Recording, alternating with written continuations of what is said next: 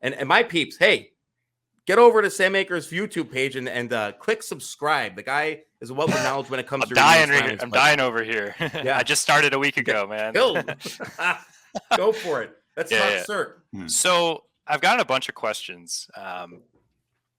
I guess in general, I don't. Hopefully, this isn't like a leading question or anything. But can you just talk about sort of how you see the company progressing, or like sort of what your thoughts are for 2023? I know a lot of people are. This is sort of like a new chapter for the company a bit coming into this year. Like, how do you see the company going? Like, are you pretty confident in what the team's doing and their direction? Yeah, and I'll start out by saying this. I know Dave Massey. I've spent considerable hours with him. I've eaten meals with him. He's been to my house. Like, you know what I mean? Like, look, a lot of OTC CEOs don't give a shit. They really don't care at all. Like I hate to tell you that, like, they really don't give a shit about any of their shareholders, anything. Okay, all they want to do is get money and whatever. Dave is not like that. And I'm not like just coming on there and defending this guy, but like I'm serious. Like this guy, his health is deteriorated from this. I mean, the guy had like a stroke or a heart attack, whatever, like a year ago from this. I mean, like he wants nothing more. I mean, like, you know, he took over this company. Like when I got involved, the stock was like 40, 50 cents or something. It was like February of 21. Mm-hmm. Thing shoots up to like $3. Like seriously, like, I mean, it was trading like $50 million a day, like asinine volume. I mean, that was like, I mean, granted it was overvalued. It was the solar industry, whatever. But Dave, like, you know, I mean, he takes a lot of shit now because like everyone expects it to be $3. I mean, you know how it is, OTC is. Everyone takes the all-time high, and if it's below that, it's a scam. Okay, like, you know what I mean? Well, you know what? I got news for you. Deborah, my wife, she bought, I don't even know, $100,000 worth of Amazon stock that went down 50%. Well, I get Amazon boxes every single day at my house, and it's not a scam. I can tell you that right now. And it went down 61%. Okay, so like, you too. This, like, you know, like, but sorry, getting back to SIRC, I'm just making a joke. But like Dave Massey, like look, he's not Warren Buffett, okay? Like, look, he's not some like he's not some CEO that's gonna like, you know, go on, you know, CNBC and like rock, you know, Kramer's show or something.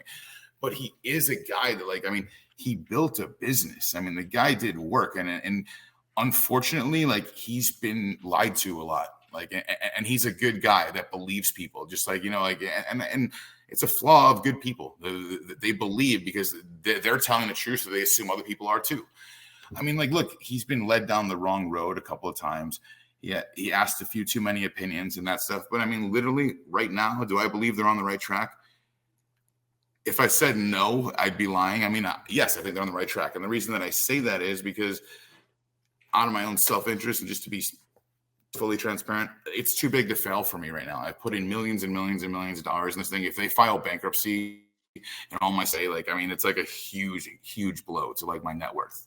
Do you know what I mean? Like, so like when I say it's too big to fail, like, I mean, like I gave them $1 million like a month or two ago. I mean, like I told them to make sure that they stay afloat. I mean, I'll probably give them another $1 million or $500,000 or something in the next week or so. And that's just because the sales cycle is really like part of it. Like, so like they have this enormous pipeline and no like super ability to move it.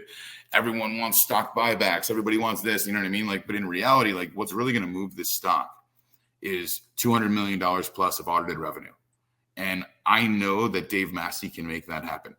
$200 million is the super low end for what he has in the pipeline. I've seen it. I know it. Like, remember, these are also like local California projects. Like, I mean, I'm able to like go over there and like see them. And like, this isn't like, I mean, it's not in Zimbabwe where I can't just take someone's word for it. Like, you know what I mean? Like, I mean, I'm able to like legitimately see these things. Like, you know, I mean, look, I mean, Dave's doing the solar on my home. I mean, it's like it's real. I mean, it's not.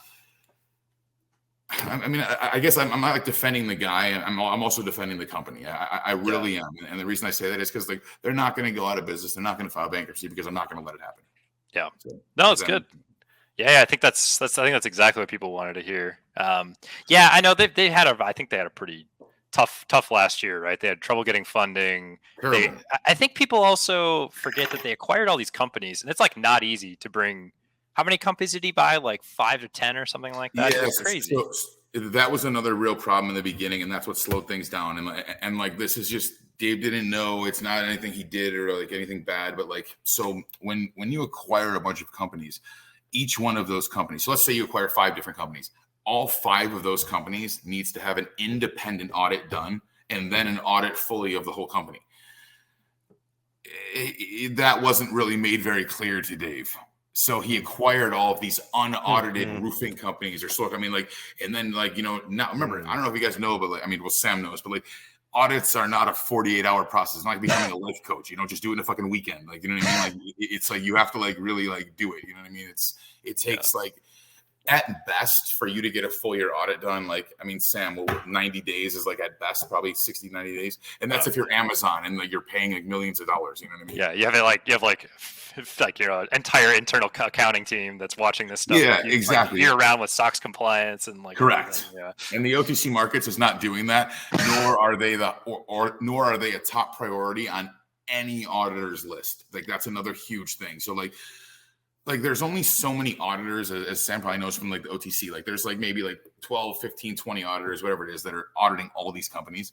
They're all due pretty much around the same time or through the same, you know, cycle.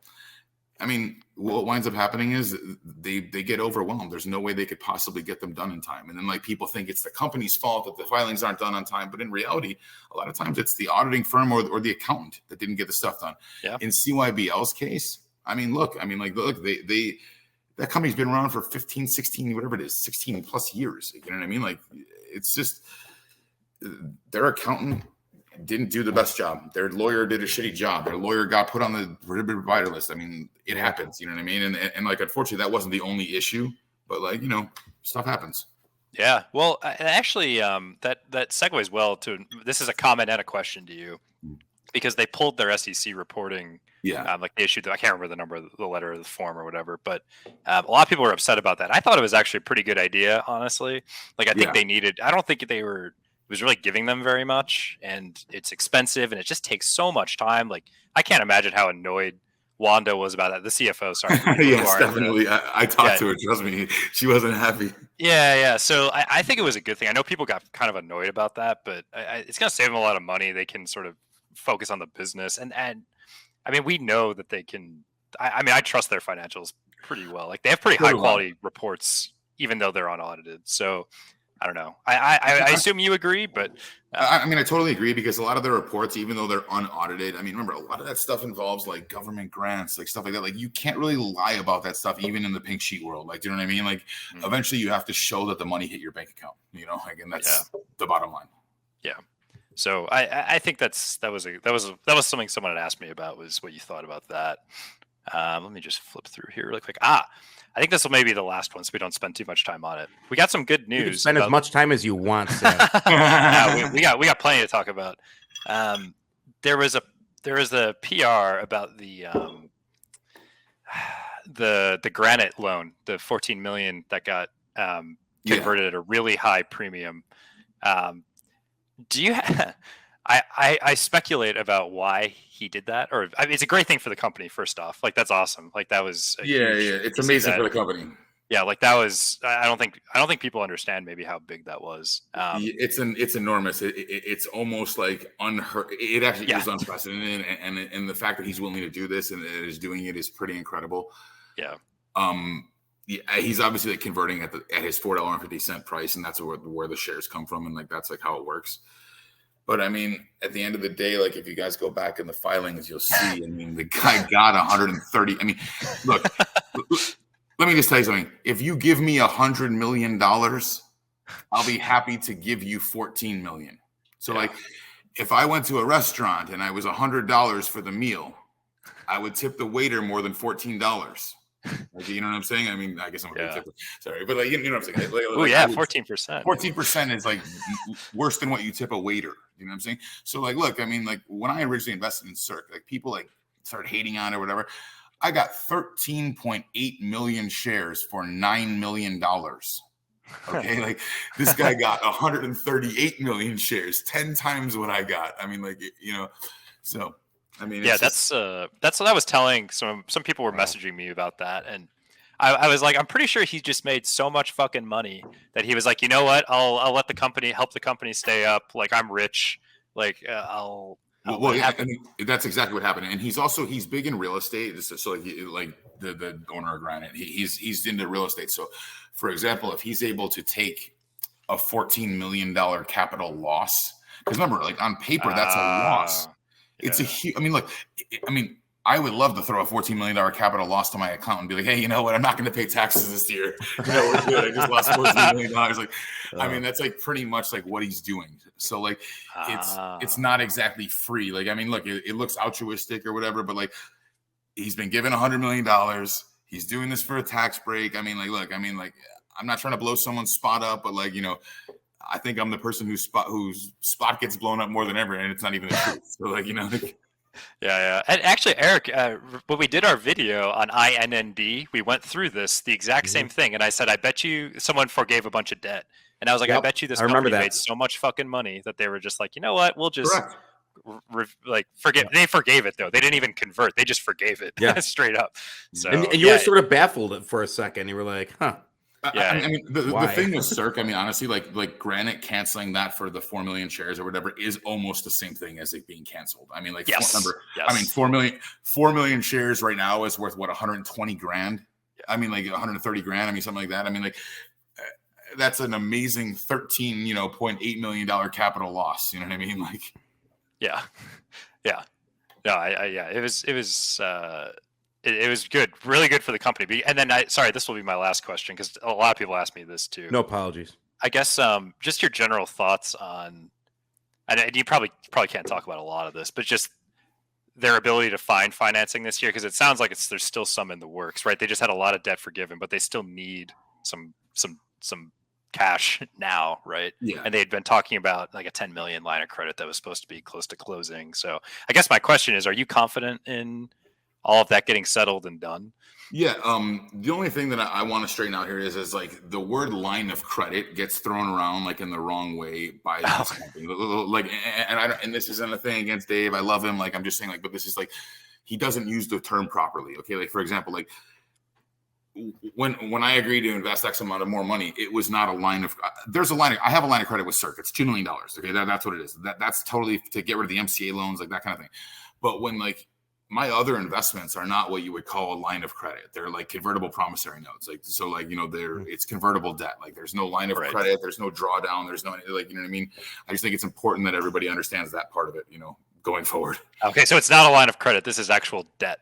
Like yeah. So examples. So like the $10 million and the $25 million thing, like, the $10 million thing, like there was someone that I knew that was going to invest, I think it was $6 or $10 million. I think it was $10 million total in them. It's just like, you know how people are. They, at the end of the day, they come up with if they don't want to do it or they don't have the money, they come up with any excuse as to why they shouldn't do it. You know what I mean? Mm-hmm. And that's eventually, it just kind of fizzled out. And like, I actually take responsibility for this one. I brought this group in. I vouch for them. Like I thought it was 100% a done deal. And unfortunately it didn't turn out that way. So it's kind of my fault. But you know, they led Dave to believe that it was all done. I mean, the guy even went so far as to say, like, we'll probably wire the money on Monday or Tuesday. And then Monday or Tuesday rolled around and they canceled. So like, that's how like when Dave tells you things, he's actually being told it's going to happen. I mean, he's not speculating. He's not making it up. Like, I mean, he's just an honest guy that believes people, you know, like, I mean, look, you know what he told me the other day? I went to breakfast with him a couple weeks ago and he told me that like, he goes, this is awful. He goes, this is like eating me alive. He goes, I made more money up on roofs. You know, you guys are taking a fucking salary and I don't even know how long, you know, and like, he goes, I made more money when I was up on roofs putting solar panels up there. And now I got people, you know, telling me that they hate me and like, you know, I should go to prison and blah, blah, blah. I'm like, look, I mean, you think being an OTC CEO, I mean, that's the hardest job in America, probably. You know what I mean? Like everybody hates you. Even if you do a good job, they all hate you. Yeah. So I guess then, like, looking forward, are you confident they'll still be able to close financing? Because I think there's still some TBD financing out there, right? I don't know if you can talk about it, but no, definitely. Okay, so like some of the financing is from me. So like they haven't actually said that exactly like us, but like they Do I think they're going to secure it? So the reason why I made my financing, I tied it to the stock price. Okay, so like I tied it to the market cap of the company. When I say market cap, I mean number of shares outstanding times the trading price, market cap. I gave them a sliding scale. I'm like, hey, look, I'll invest $25 million more in you on amazing terms, but the stock price has to be here. You have to do this. So for example, if a company's got a market cap of $10 million, how do you invest $25 million in them? What are you going to give me 2.5 of your company? You know what I mean? Like, it's impossible. So like, I basically made a deal with them, and like, there's a bunch of different like sliding. It's a sliding scale, so there's a bunch of different like brackets. But like roughly, if SIRC could get their stuff back to 20 cents and above, they'll get 25 million from me. All convertible at $4 upon a NASDAQ uplist. So it would never cause dilution. It would never cause anything. And that's exactly what the first $1 million note was that I gave them. $4 conversion price, totally convertible on an uplist, has nothing to do with the stock right now. No shares were given to me in exchange for it. Zero. I mean, that's like the truth. Like, nobody wants to believe that, because like there always has to be some villain on why the stock is going down. And like, unfortunately, I've become the villain on so many stocks. I mean, I'm the villain on stocks I'm not even invested in. I mean, it's like, it's Brett Rosen doing this. Like, I can't even believe it. Like, I mean, like, it's insane. You know what's going to happen, Brett? Like 100 years is going to go by. You're going to be dead and gone, and they're going to be these myths about you. Like Brett Rosen, he was involved in kegs. He said it once. Lost all my money. He was on Buffalo Fireside Chats, and he said kegs. And it's not even going to be Buffalo. It's going to be Binghamton Fireside Chats. It's just going to be all wrong. It's going to be wrong. Oh, no. Yes. What's happening? It's an alternate universe. Well, I guess I'll cede the floor then on SIRC. Those are probably the most pressing questions I got. So I'll kick it back to you.